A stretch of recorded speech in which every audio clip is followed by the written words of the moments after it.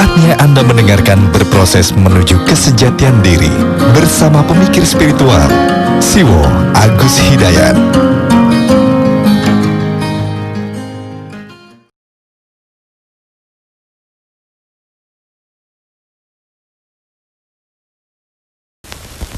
Beliau mempertanyakan tentang definisi akidah.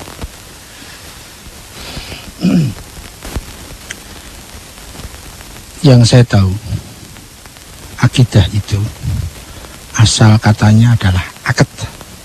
Ya. Kita kenal misalnya akad jual beli, ya, itu menggunakan kata akad. Ada lagi akad nikah, itu juga pakai kata akad. Nah, di dalam istilah yang terkait dengan agama, khususnya yang saya maksudkan di sini adalah agama Islam, ada istilah akidah. Kalau akad jual beli, itu di sana ada ikatan antara penjual dan pembeli. Kalau akad nikah itu ikatan dua jenis laki-laki dan perempuan dengan syarat-syarat dan rukun-rukun tertentu, maka disebut dengan akad nikah.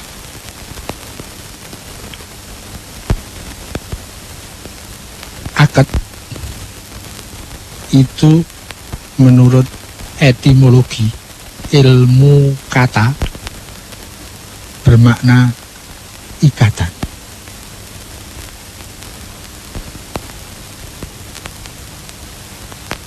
Akidah itu ditinjau dari lafzinya, katanya, ya ikatan. Hal-hal yang terkait dengan ikatan. Tetapi kalau sudah menjadi terminologi, istilahan, ya juga menjadi istilah. Atau bahasa lain itu terminologi, ya, bukan etimologi, bukan lafziyah, tapi istilahan. Bukan etimologi, tapi terminologi, ya.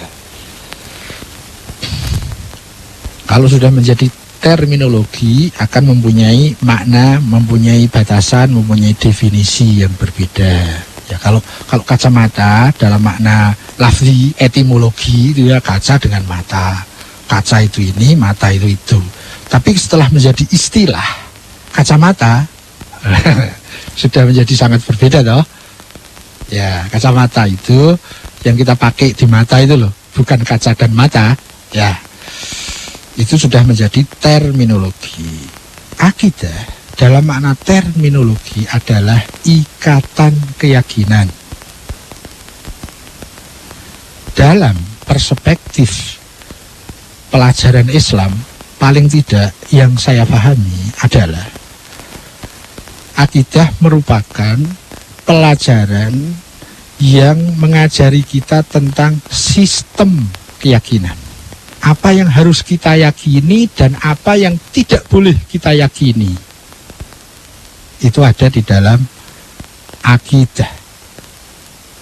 Jadi kalau didefinisikan apakah akidah itu, kalau dalam perspektif saya menangkap dari pelajaran Islam, akidah adalah panduan hidup tentang sistem keyakinan. Apa yang harus kita yakini dan kita ikatkan dalam diri kita, yang disebut ikatan keyakinan, sehingga mengikat hidup kita, dan apa-apa yang tidak boleh kita ikat sebagai sebuah keyakinan. Ya, akidah, kalau tadi ditanyakan apa kedudukannya di dalam Islam, Islam yang saya pahami ya, Islam yang orisinal sedang saya cari. Yang saya pahami, posisi akidah itu dia berposisi sebagai pondasi, sebagai landasan primer kita bisa bandingkan dengan syariah. Syariah itu sekunder kalau dibandingkan dengan akidah. Jadi akidah lebih penting dari syariah, ya. Karena kalau syariah dibangun tidak di atas akidah yang benar, syariah itu bisa berbahaya. Bisa menjadi judgement kebenaran. Ya, kalau kita runut contoh Kanjeng Nabi mendidik, itu selalu didulukan akidah. Nah, sentral, puncak, pondasi sekaligus yang akan dicapai di dalam akidah itu adalah tauhid. Puncak dari tauhid itu adalah ketuhanan yang Maha Esa. Itu puncak dari tauhid. Nah, kalau orang sudah punya ikatan, keyakinan terhadap bahwa Tuhan itu ada dan Tuhan itu esa, baru akan berfungsi posisi kenabian. Tapi kalau sama Tuhan sudah nggak yakin, bagaimana orang bisa yakin dengan nabinya? Wong nabinya itu utusannya Tuhan. Kalau sama yang mengutus saja kita nggak yakin, bagaimana bisa yakin sama yang diutus? Gitu ya. Jadi nanti ada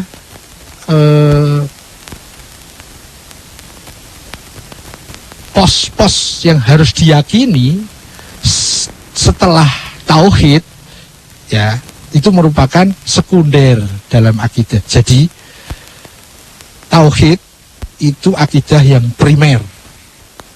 Nanti ada kenabian, hari akhir, hari kemudian, itu akidah yang sekunder. Jadi primernya tauhid. Itu kira-kira. Itu kedudukan dalam Islam. Islam yang saya tangkap, Islam yang saya pahami. Saya tidak berani mewakili Islam yang orisinal. Tidak, bukan kelas saya. Jadi itu akidah. Akidah adalah petunjuk hidup yang terkait dengan sistem keyakinan. Keyakinan kita akan dibimbing oleh petunjuk itu agar kita meyakini hal-hal yang harus semestinya diyakini dan kita harus menolak hal-hal yang tidak boleh diyakini.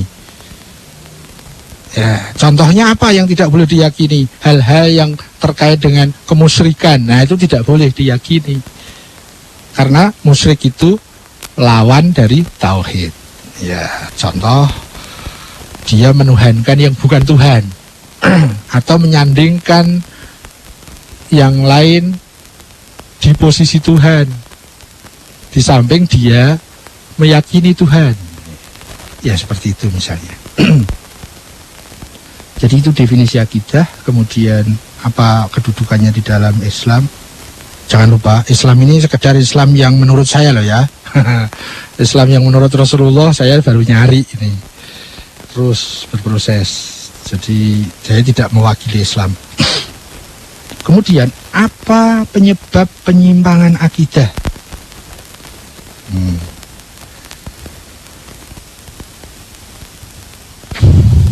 Saya menjawabnya begini. Yang menjadikan akidah seseorang menyimpang atau apa yang menyebabkan penyimpangan akidah itu bisa macam-macam, bisa banyak sekali dan sangat kasuistik karena wilayah akidah itu luas sehingga wilayah penyimpangannya juga luas. Tetapi kalau kita mengambil hierarki strategisnya bahwa puncak akidah itu adalah tauhid, gitu. Tauhid itu tentang mengesahkan Tuhan, menjadikan Tuhan sebagai satu-satunya yang sempurna, satu-satunya yang tak terbatas, satu-satunya sumber kebahagiaan, satu-satunya sumber ketentraman, satu-satunya sumber kesuksesan, satu-satunya yang pantas untuk mendominasi makhluknya, untuk memerintah, memanage, mengelola makhluknya. Itu adalah tauhid, primernya akidah. Semua bentuk penyimpangan akidah itu primernya ada pada penyimpangan terhadap tauhid.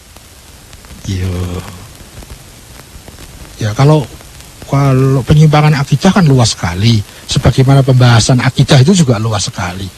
Tapi kalau kita mau ambil strategisnya, kita mau ambil akar masalahnya adalah primer dari akidah itu tauhid.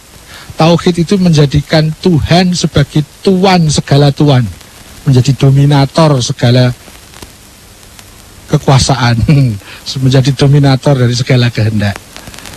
Nah, kemudian apakah penyebab penyimpangan akidah? Ya karena kita tidak menempatkan Tuhan pada posisi Tuhan. Apa itu?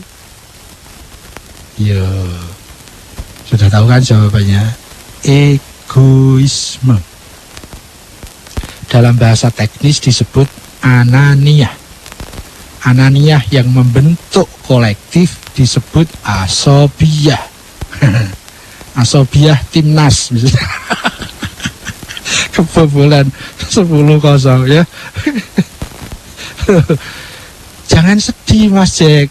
Wah, kebobolan gitu aja sedih. Kita perlu sedih karena kesebelasan kita tidak fair play. Itu yang kita harus sedih. Kenapa? Baru 3 menit sudah menjadikan pelanggaran sehingga di kartu merah. Itu yang kita harus sedih. Tidak fair play-nya itu. Itu ya.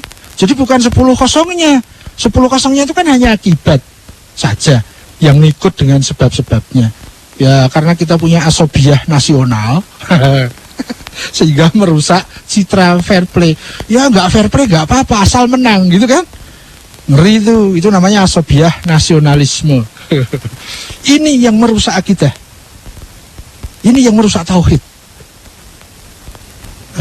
Itu egoisme kolektif, egoisme komunitas. Itu bisa bentuknya itu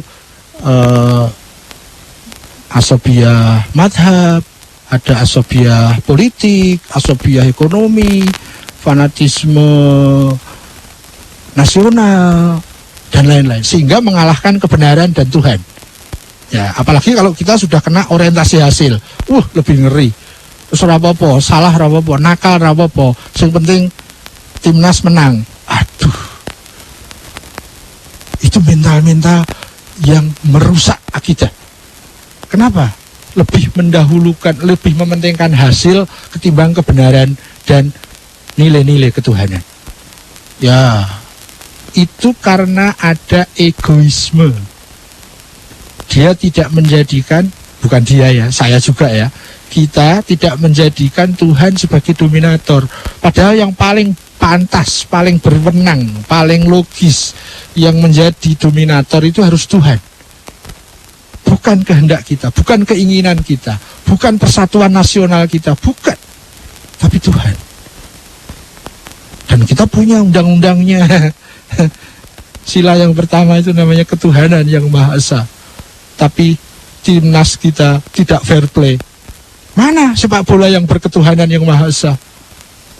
Ya, andai pun menang tapi tidak fair play, gombal. Meskipun kalah tapi fair play, angkat jempol. Itu kan? Itu namanya kita bangsa yang berketuhanan yang Maha Esa, bangsa yang mendahulukan kebenaran ketimbang hasil. Mas Jack biar, Mas Jack senyum kecut nih. Timnas 10-0 aja sakit katanya. Masalahnya bukan di 10-0-nya. Masalahnya pemain kita tidak fair play.